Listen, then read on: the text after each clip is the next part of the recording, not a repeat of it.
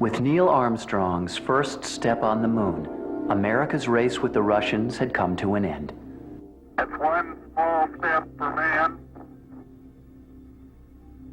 one giant leap for mankind. Riding on the coattails of the successful Apollo 11 and 12 moon missions, America planned to launch its third manned mission to the lunar surface by April 1970. Unforeseen problems occurred that created a life and death situation where the spacecraft and crew were all but lost.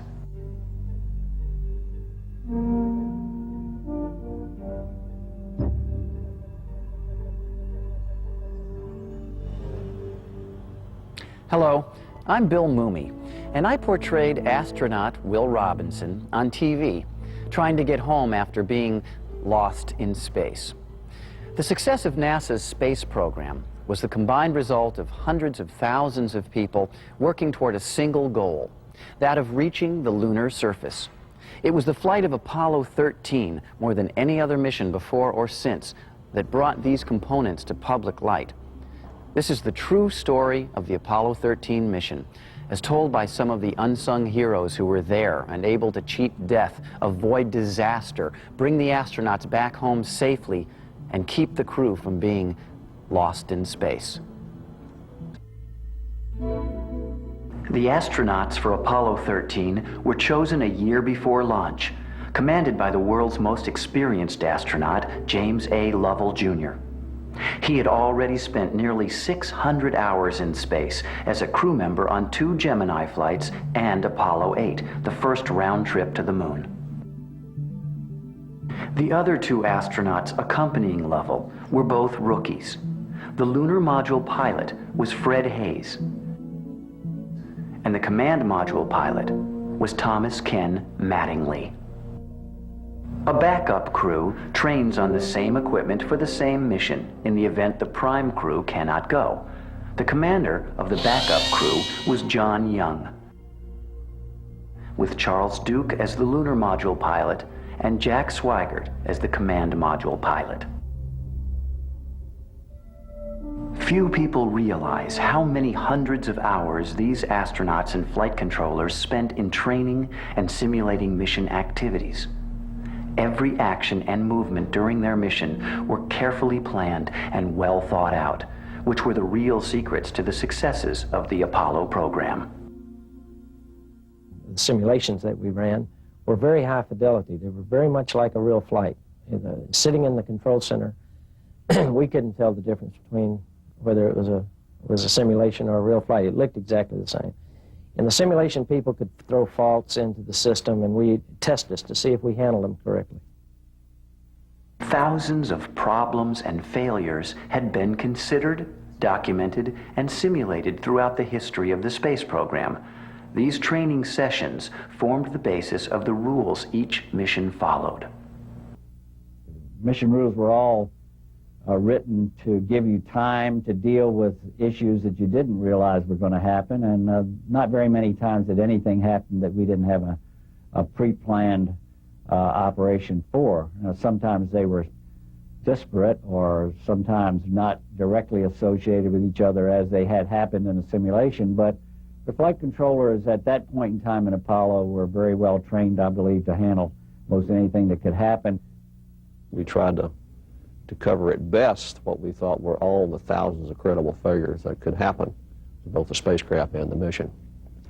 There were always some people offline, including myself, but some key people that worked for me, that would sit around at night and dream up worst-case contingencies and what-ifs, and draw out solutions on the back of a napkin, kind of an arrangement that weren't subjected to formal training. So there was always a lot of what if this really does happen. The crewmen tried to play it out as close as possible to what was really happening. That is, they played it like it was real. Even the far-out cases where it was almost too difficult to survive, they played them all the way through. That didn't mean we didn't crash on the moon sometimes. It was not our intention to practice for disaster. I mean, you don't need to do that. But we would give them situations, and in any of these situations, you might do the wrong thing the first time, and then you go back and think about what you would do and then change your response and get better at it. simulation people would hit us with a failure and we'd handle it. They'd hit us with another and hit us, and they would just finally, they'd load us up so heavy that they knew they could finally break us if they just kept working at it. And so we had some good-natured ribbing quite often between us, where we would say, look, get realistic. You know, you get all those failures aren't going to happen. In the process of training, we crashed many times into the moon. Other times we'd get very nervous about what was happening with the guidance system, and we'd abort unnecessarily to the point where we really started losing confidence in our own ability as controllers and our ability as a team. The simulation team has to be able to defend their selection of a failure. That's about the only thing they have to answer for. They can be merciless in their scripting. They do it real time. They take great delight, and they're really good. They are just superb, and as a result, we all learned a great deal about how to deal with the systems and how they worked, and made our rules better because we try things that worked and didn't. Lovell, Hayes, and Mattingly spent every minute of every day for over a year in simulators and training for this specific mission. They were ready and prepared to meet their destiny in space. Their spacecraft was by far the most complex piece of machinery ever sent into space. The Saturn V rocket booster had 3 stages and was over 40 stories high. Sitting on top of this rocket were the command, service, and lunar modules. The command module capsule, shown here in deep blue and named Odyssey, was where the crew were to stay for their journey. The service module, shown here in silver and red, was where the propulsion system and compressed air were located. The lunar module, that was to take Lovell and Hayes to the moon's surface, named Aquarius, would be held inside the top of the 3rd stage rocket booster until after launch. Each and every one of the 6 million parts making up this spacecraft had to be tested and retested, but the Apollo 13 spacecraft would be ready to fulfill its task on schedule. I'd have been on that flight, I'd have started worrying early on. I mean, like, it was Apollo 13. There had never been a 13 in either the Mercury Gemini programs. I mean, it was going to be the first spacecraft that was called 13. And I can tell you, in the Army, in the military, I mean, like, there's a superstition about numbers in 13. And Marilyn Lovell says that she was superstitious about it. You know, I mean, she didn't like the idea of it being called 13, but Jim Lovell, of course, had no problem with it. I mean, like, he wanted to go. You know, I mean, he could have cared less what you called it. Just a month before launch, the Apollo 13 Jinx appeared for the first time during a test of the spacecraft's 2 liquid oxygen tanks that supplied the water, electricity, and breathable oxygen for the spacecraft. The tanks were supposed to be filled and emptied as a routine check for leaks in the tanks or lines. We'd had a tanking test on the spacecraft on the ground, and when they went to detank, they were unable to get one of the oxygen tanks to dump its load, and they decided to use the heaters in the tank to boil the oxygen off. And we'd had some fairly lengthy discussions with the engineers about it. I was convinced that our engineering team had a good story. They understood what they were doing, and procedures were sound, and I told Jim he didn't need to worry about it. Unknown to the engineers or crew, an electrical current overload in one of the oxygen tanks shorted out the heater switch and fused the circuit breaker shut. This malfunction was not identified and turned the tank into a bomb. Only a week before launch, the Apollo 13 Jinx appeared again and threw the entire mission into a turmoil. The problem initially was I was so disappointed that I'd called all that. I had the measles, you know, a week before the liftoff, and exposed the whole crew to it. And Ken hadn't had the measles, and so it was a big mess just because I had the 3-day measles. Sending Mattingly to the moon with the possibility he might come down with the measles was simply unthinkable for NASA. Their only choices were to either scrub the mission entirely, an equally unthinkable prospect, or to replace Mattingly with his backup counterpart, Jack Swigert. Mixing and matching crews after several months of training together was never done before, but was the only option left open to NASA. So only 2 days before the flight, Mattingly was removed and replaced by Swigert. This was the only time in the history of the space program that one prime crew member was replaced with a backup after they had begun their training.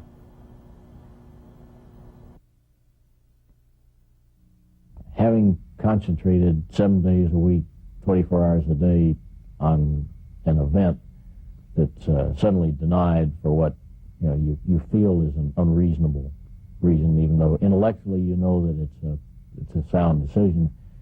Emotionally, you feel like you've been cheated from something important. I don't think, from our viewpoint at least, that the taking TK out of that seat and putting in Swigert was a big impact. We didn't notice that much different. The backup crews had trained very much like the prime crews, not as much, but obviously they were ready to go. Well, it was a testimony to our training that they could change out a person in that crew 2 days before launch and still the crew could function. The Apollo 11 and 12 moon missions were so successful that the Apollo missions began to take on a routine nature, creating a sense of complacency in the public and media.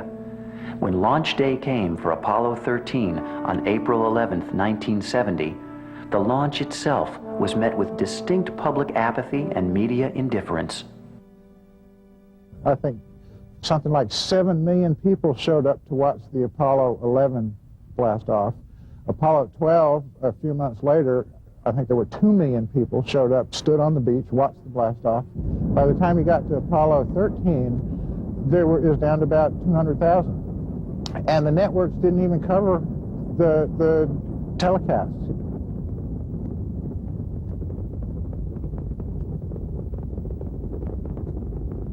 At exactly 13:13 military time in Houston, the Apollo 13 mission began with the Saturn V rocket lifting the spacecraft toward orbit. On the way up on the booster, we happened to lose the center engine on the second stage about 2 minutes early. It just shut down due to high vibrations. And for that moment, we thought that this was the crisis of this particular flight, because most space flights, with the exception perhaps of 8, usually had something go wrong with them. But we had enough fuel, we had enough power and enough engine power to get us into Earth orbit and then push us on to the moon. Once the spacecraft left Earth's orbit, the command and service modules separated from the third stage rocket booster and turned around to dock up with the lunar module. After docking was completed, Springs ejected the lunar command and service modules from the Saturn rocket, and the crew flew to the moon in this arrangement. In Apollo 13, as in all flights that I've ever had anything to do with, you always seem to have some malfunctions that take place. And in Apollo 13, there were several, but I don't think they were earth-shaking or unexpected from the standpoint of problems. I'd say, particularly on Apollo 13, most things were pretty routine and had gone reasonably well, and we were looking forward to the third landing on the moon. On April 13th, at 54 hours into the flight, Lovell and Hayes were instructed to check out the lunar module and televised their activities back to Houston. However, none of the networks even bothered to broadcast it. Apollo 13, wish everybody there nice evening, and we're just about ready to close out our inspection of Aquarius and get back to a pleasant evening at Odyssey. Good night. Mission Control noticed a slight pressure drop in one of the oxygen tanks and instructed Swigert to turn on the heaters and stir the tank up. Unknown to the crew at the time, an electrical short circuit sparked a fire in the oxygen tank's protective covering, causing the tank to explode with such force that it blew a huge panel off the service module. The explosion also ruptured the backup oxygen tank. Okay, Houston, we've had a problem here.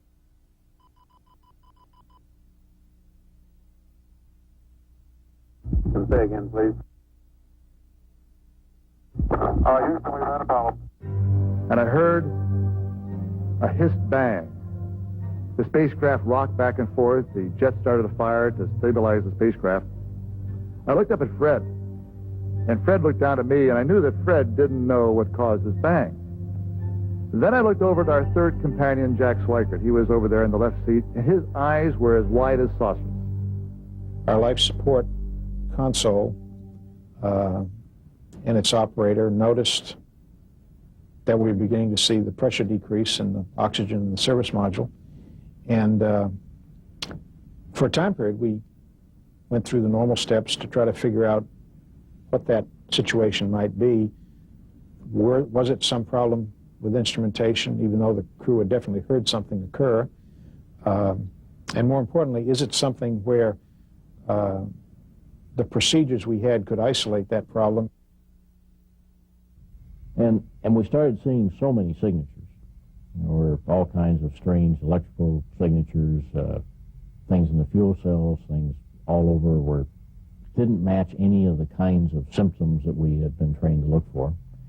And we felt that we really had run into another one of these bizarre instrumentation failures. Looking at the instruments that told me the condition of two huge liquid oxygen tanks that we had way back in the service module. On the quantity gauge of one, it read 0. And on the quantity gauge of the other, I could see the needle slowly go down. Okay, Houston, I'm showing, I tried to reset, and fuel cell 1 and 3 are both showing gray flags, but they're both showing zip underflows. Arnie Aldridge called me, and the question in the dialogue went kind of like this between Arnie and I. He says, "John, there's been some kind of an anomaly here, and the guys in the mission control team are chasing it because it seems to be a bunch of unrelated things. It must be some kind of problem with the data relay of all the measurements from the spacecraft." Initially, no one at Mission Control could believe that there was a complete structural failure of the spacecraft, a situation that was never even simulated before. So I asked him, I said, "Arnie, read me some parameters." So I asked him to call up some econ displays, and he read me some parameters.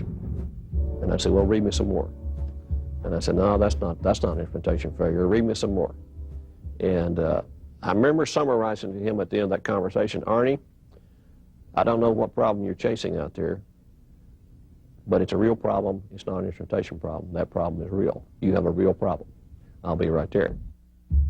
I went past Jack, looked out the side window, and I could see escaping at a high rate of speed a gaseous substance from the rear end of my spacecraft. And very shortly, we'd be completely out of oxygen. And we'd be completely out of electrical power. And when that occurred, because we gimbaled our maneuvering engine by means of electricity, we would lose our propulsion system. What started out as a routine milk run to the moon was now turning out to be the single greatest test of NASA's creative ability to solve complex problems on a real-time scale to bring the crew back alive. The mission was lost, and these astronauts were in a broken-down spacecraft almost 200,000 miles from Earth, going in the wrong direction, and had no idea how or if they were going to come home. On the night of April 13th, I had just come into the control center maybe a half hour ahead of time, and I was getting ready to go on shift. My team was going on to the shift to take over from Gene's team, Gene Kranz's team. We needed time to think. We needed time to establish a plan.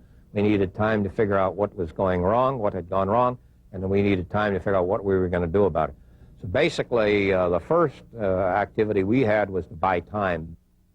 I think most of the team operated with confidence that we were going to be able to pull it off if it was salvageable at all.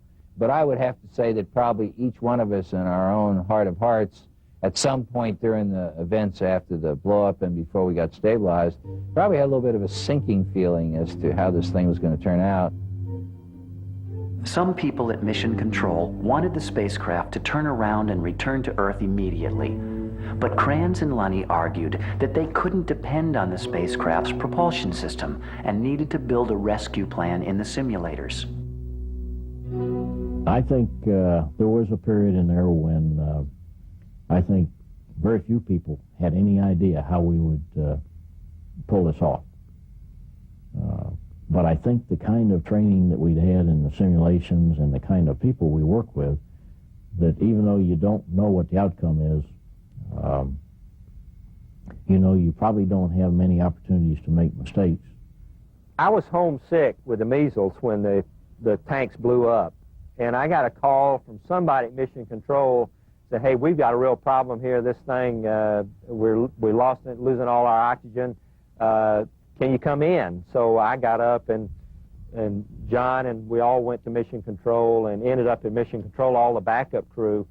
And for the first 10 or 12 hours, in my memory, as I recall it, it looked grim, and we weren't going to make it.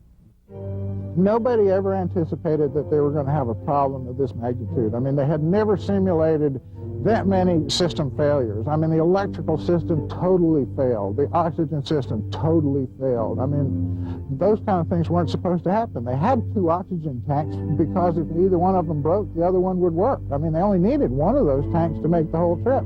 But they carried 2 just to be safe, and suddenly they lost both of them. I mean, like, nobody thought that was ever possible. To her, it didn't look good.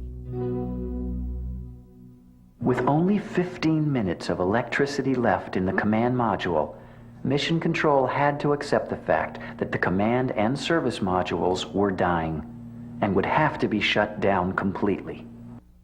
There was never any plans or even procedures to totally turn it completely off, dead, in orbit, or to activate it from a dead state in orbit. That was not a set of procedures that we either had or thought we needed. So the whole technical aspects of doing that in an early process, power down and powered up, and of course then the emotional aspects of I've got to turn down I got to turn it off, the very module that takes you there and gets you there, was a philosophical hurdle as well as a technical hurdle in this room. With the command module as good as dead, Mission Control decided that their only option was to move the crew into the lunar module. We had caused, on the flight before 13, the crew to have to use the LEM as a lifeboat, the lunar module as a lifeboat. And it was a massive electrical failure that we'd given them, you know, and that caused the event to occur. And it worked quite well, and everybody took a look at those lifeboat procedures and was kind of prepared in a mental sense, put them back in the corner, never thinking that we'd ever really have to do anything like that. So we started thinking in terms of using the LEM lifeboat, not knowing where that's going to take you next, because you can't come home in the lunar module. In the course of the evening, you know, I guess one way to think of ourselves is we were a little bit of a almost a MASH hospital in a sense, in that we had to stabilize the situation and shut the command module down as gracefully as we could, and get the crew moved over and power it up in the lunar module, and then do a lot of things with it that we had not planned for or trained for, and all that time not make any bad mistakes that would compromise how things might turn out at the end of the mission. The lunar module was small, cramped, and designed for only 2 crew members to spend about 20 hours on the surface of the moon, and didn't even have any chairs.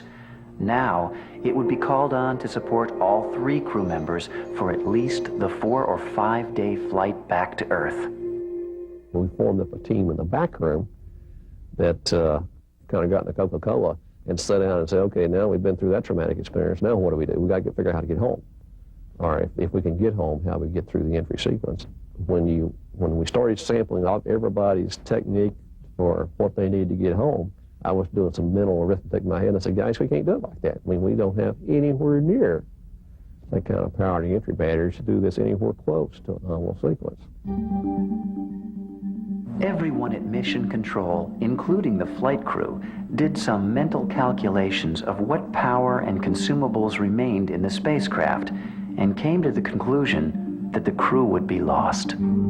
Fred Hayes on the back of an old envelope was going back and forth and saying, you know, Jim, we don't have enough electrical power to get home. So the conclusion was either we weren't going to make it or we're going to do this in such a different way, in a way we never thought of before. That was the only two possibilities. And so I approached it from the standpoint was not so much that given it was impossible, because that was unthinkable to talk about. So we basically as a team backed into, well, given it's impossible, let's don't work it that way. Let's talk about it. What would it take to make it possible? And so a team was formed under Gene Kranz with all of the participants involved, the dynamics people, the trajectory people, the lunar module people, and the Apollo Command and Service Module people, to get together now and see, what does this mean to our mission? What Gene did was to put John in the position of you're the guy that's got to come up with a final plan, working with all the people. But John didn't work out the plan by himself. He had a lot of people, but he was the guy that became the power guru or the power czar to make sure that we played it right for the rest of the mission. In the hopes of stabilizing the water and power resources, everything in the lunar module was shut down, even the heaters and guidance controls. All that could be left on was a small light, a fan, and a radio for contact with Mission Control. It was clear that this problem was going to require the combined efforts of every simulator engineer, systems analyst, backup astronaut, and computer technician. They were all called into the NASA centers in the middle of the night of April 13th. You know, they were worried if they were going to keep the life support systems going long enough to get them back. And it was pretty shaky. They didn't know if the heat shield was going to work. I mean, after all, there had been this huge explosion. And it could have damaged the heat shield easily, and there's no way to test it. You don't know until you actually do re-entry if it's going to work. Since all of the systems of the spacecraft would have to be pushed beyond the outer limits of their specifications, all of the contractors were also contacted for their expert opinions on what could be done to help rescue the crew.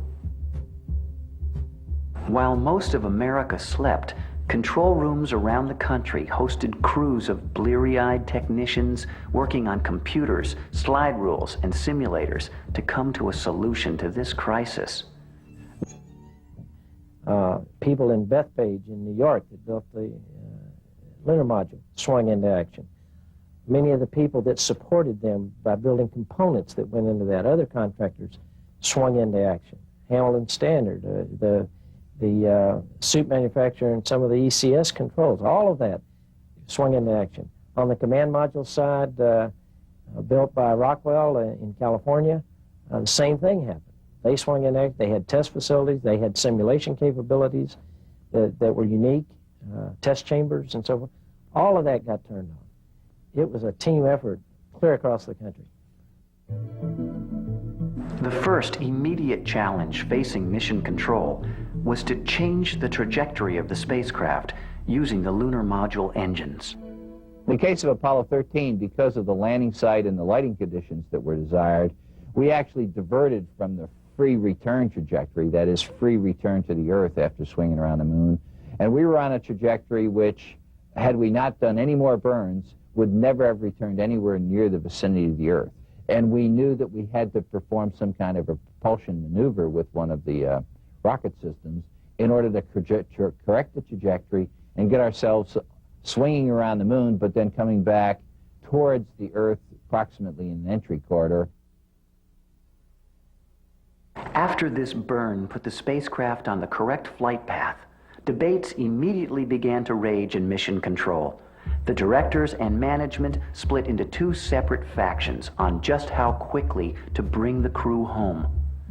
One group wanted to jettison the useless service module to lighten the spacecraft and burn the lunar module's engine at maximum as it rounded the far side of the moon, bringing the spacecraft back to Earth as soon as possible.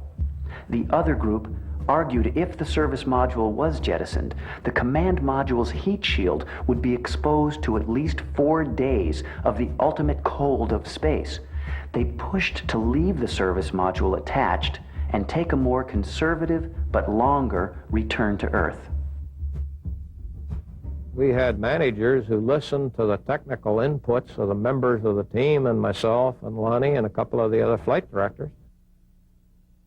Said, hey, the way to do it is to take the long road home because we have the confidence we can stretch the limb. And again, what we have to do is we have to establish a strategy for coming home. We don't want to force ourselves into decisions early in the game. We got this LEM spacecraft. We've learned how to use it as a lifeboat. We ought to continue to use it out of lifeboat. We've got the ability to buy time. The burn we decided on was to, as we passed the moon's closest point of approach, we call that pericynthion. 2 hours later, we decided to do a burn.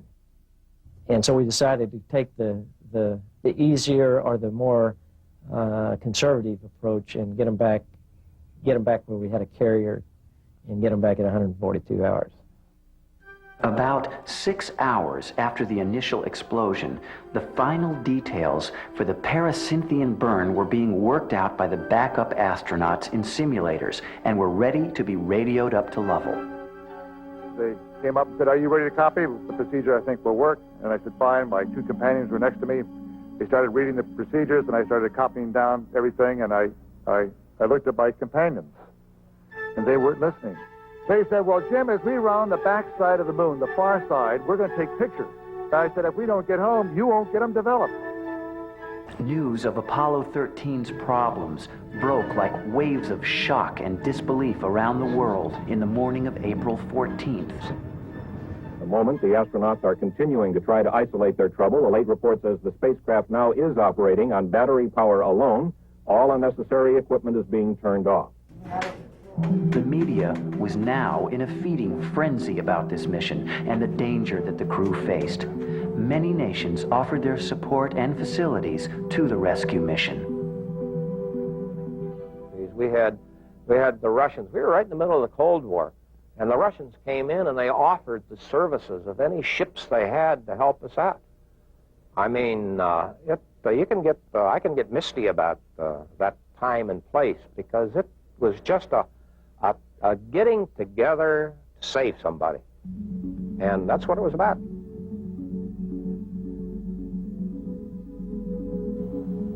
The crew now faced another crisis. Their exhaled breath was creating a buildup of carbon dioxide.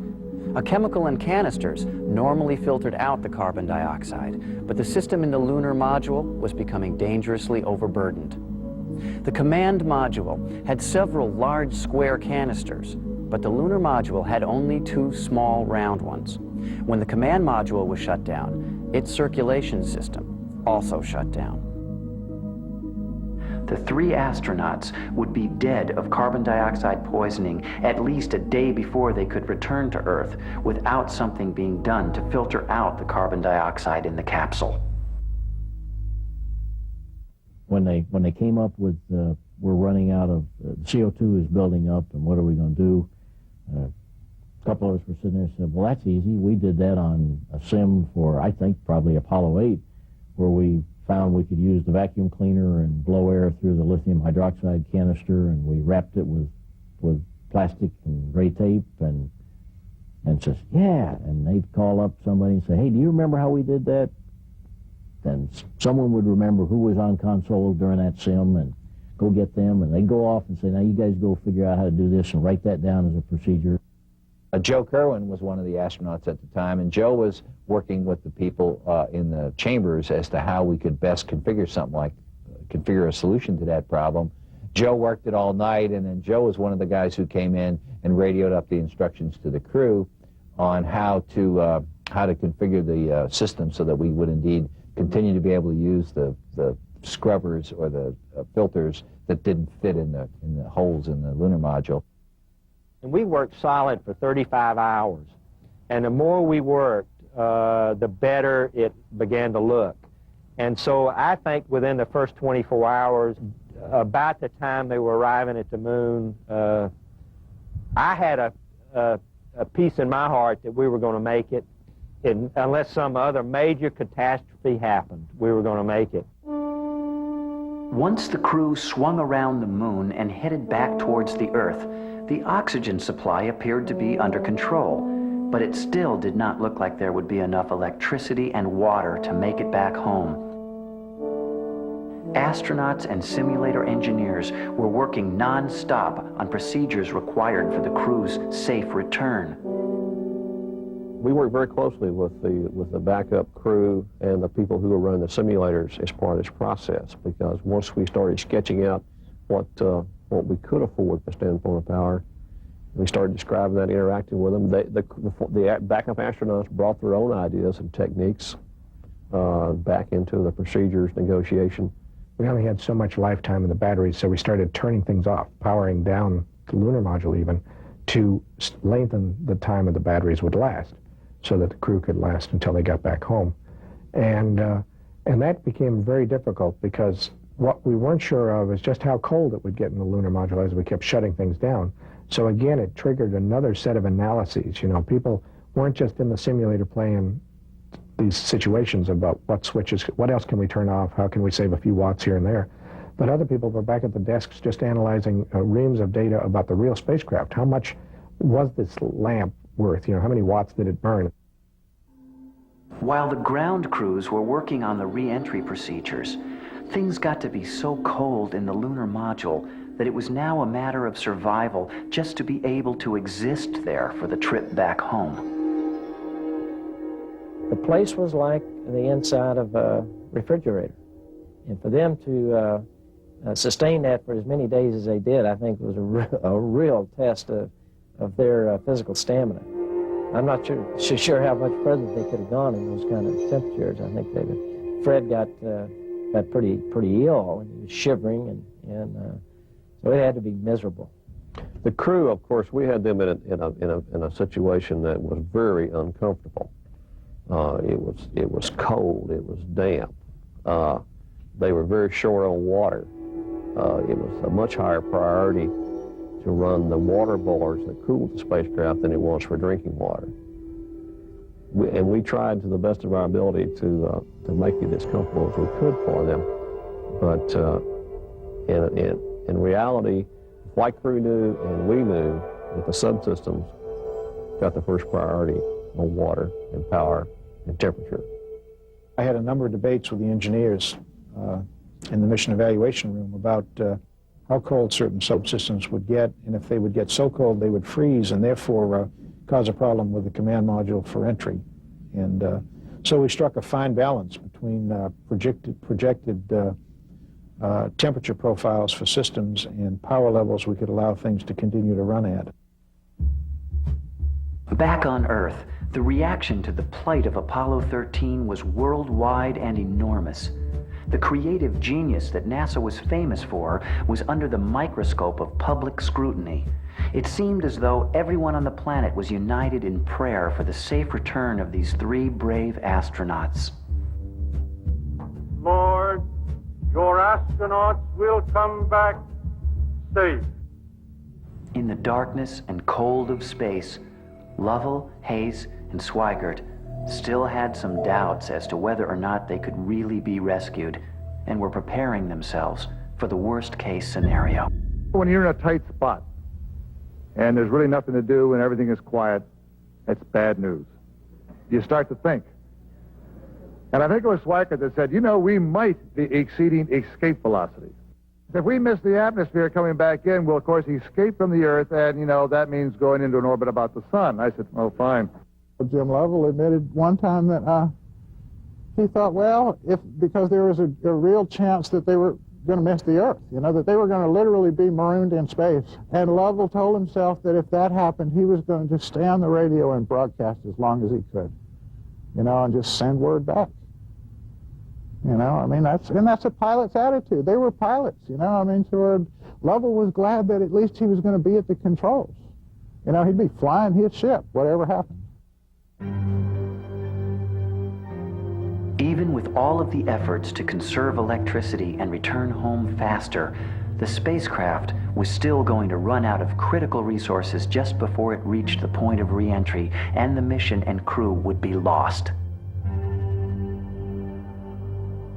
Some of our flight controllers picked a very ingenious way to flow power backwards from the lunar module to charge. We had a battery charger on board the command and service module. Of course, with the fuel cells gone and the oxygen tank gone, there was no way to power the battery charger.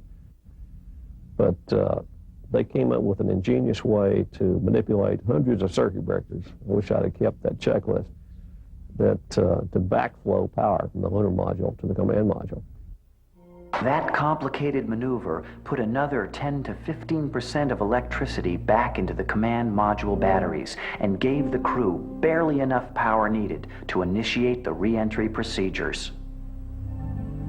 16 hours before re-entry, the crew went back into the command module to prepare for their final procedures. The capsule was so cold that the windows and gauges were covered with frost. The water supply was already gone. The crew were exhausted and hoping that their spacecraft would hold together for just a few more hours. Because the command module was still connected to the service and lunar modules, the single most complex maneuver of this mission was first to separate from the service module, then separate from the lunar module, and re-enter the atmosphere in such a way as to not run into either one of them on the way down. The folks planning for the entry portion of the mission had a variety of new things to consider, plus they were also very constrained by the limited amount of electrical power we had in the 3 entry batteries. So everything that they did had to be constrained to how much power that we would really have there and how far we could stretch those batteries and bring the thing off successfully. As we got closer to re-entry, John and I began to get concerned about powering up were we giving them enough time to power up the command module, and was the maneuvers that Jim Lovell had to do in the lunar module to get them in the right attitude, did we have that figured out right? We finally ended up with a complete set of procedures, which we then sent over to the simulator and gave it to a cold crew, because it wouldn't do any good for me to go run the procedure since I had essentially put it together. I would do it right anyhow without the language being correct. So we gave it to a cold crew that had not had anything to do with it, in hopes of catching any ambiguous phrasing or things that would be difficult. We got concerned about that, so we ran to the simulator, and sure enough, I mean, we were going to come within 10 degrees of that critical maneuver. So we talked flight control into abandoning that maneuver, and let's just stand with a safe attitude, and when we separate, then we will reorient and get things done, and that's what we did. The astronauts on the ground were invaluable during this period. They were very knowledgeable and knew exactly what was happening upstairs, but they also were enabled to do that because of the great simulation capability, which I think will forever be one of the unsung major reasons that we had the successes that we did. Even when things worked right, they were invaluable, but when things went wrong, they were really just absolutely necessary. The crew jettisoned the service module first, then tried to swing around to get a look at the damage caused by the oxygen tank explosion. And there's one all side of that spacecraft missing. Is that right? Just before re-entry into the Earth's upper atmosphere, the lunar module was jettisoned. Okay, copy that. Farewell, Aquarius, and we thank you. I think we felt reasonably comfortable that once we got the command module separated from all this excess hardware now, that it was going to work okay, because we had checked those systems out, and we had brought the systems back online. We had all the systems working about an hour before we got ready to do that separation work. And I I think we were reasonably satisfied it was going to work okay. Everyone realized, however, that there could have been damage to the heat shield, parachutes, or any of a dozen other potential problems resulting in the loss of the capsule and crew. All of those things were on our mind, but not very high level, in the sense that for the most part there were things we couldn't do anything about. They were of what we would call the hand-wringing type, and if we couldn't do anything about them and we couldn't figure out any way, if there weren't any defenses against their implications, we generally walked past it and said, well, if it is, so be it. If it's not, we'll be okay. When the heat shield of a spacecraft traveling 20,000 miles per hour first comes into contact with the upper atmosphere, it becomes red hot from the friction. The superheated air around the capsule creates a radio blackout for several minutes. Based on prior missions, the blackout time had been calculated down to the second. In the case of Apollo 13, I mean, they were supposed to be, you know, say it's 3 minutes and 10 seconds in blackout. And so after, you know, they're watching the clock and it gets down to 3 minutes and 10 seconds and they wait to hear from them. They don't hear anything. You know, I mean, oh God, the parachutes worked because, you know, they'd been frozen out there in outer space all this time. Maybe the parachutes didn't work. Maybe the heat shield didn't work. All these things that maybe didn't work. You know, and it's 3 minutes and 30 seconds, and 3 minutes and 40 seconds. And I think it went past 4 minutes. You could have heard a pin drop in that control center. I mean, it was just quiet as it could be. Only the Capcom every once in a while calling, Apollo 13, this is Houston. Apollo 13, this is Houston, do you read? Finally, about felt like 4.5 minutes, total blackout. I think it was Jack. It may have been Jim, but it may have been Jack Swagger. Hello, Houston, this is 13, how you read? And Okay, we read you, Jack. almost casually. Got a report that Orion 4 aircraft has acquisition signal. The re-entry was clearly the most widely watched worldwide event in the history of television, and everyone certainly expressed a simultaneous sigh of relief, then cheer, as they saw the parachutes come out and drop the capsule into the ocean. We opened the doors of this room, and the hundreds of people would come into the room, all of whom had one little piece of this mission, but without whom we couldn't have done this mission. There was just a feeling of togetherness, bond, unity, accomplishment. It was just the most marvelous feelings in my entire life existed in this room. Perhaps the most important aspects of this particular mission were the overall implications of this rescue. I think it's a real tribute to the way NASA does business that not one thing that we did had to be invented from scratch. I'm convinced that virtually everything that we did had been done in a simulation somewhere, sometime prior to that mission. The only thing we did was to package them in a different order.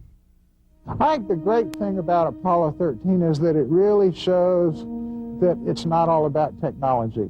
You know, I mean, like, even when all the gadgets fail, these people can still pull it out.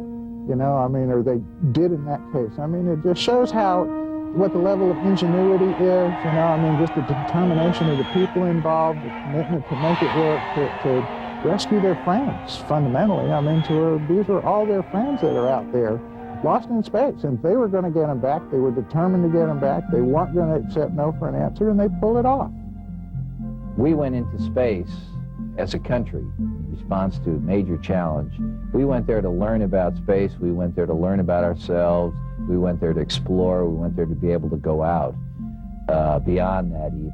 In that context, I would view that in terms of opening up space, in terms of being confident in our ability to do things, Apollo 13 was really a tremendous success. None of the 3 crew members of Apollo 13 went into space again.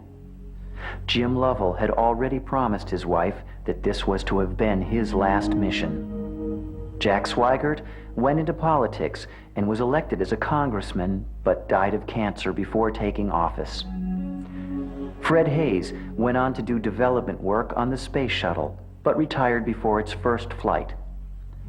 T.K. Mattingly, who was replaced for this mission, eventually did go to the moon on Apollo 16, along with John Young and Charles Duke. Mattingly was also the commander of 2 space shuttle missions, becoming a veteran astronaut himself.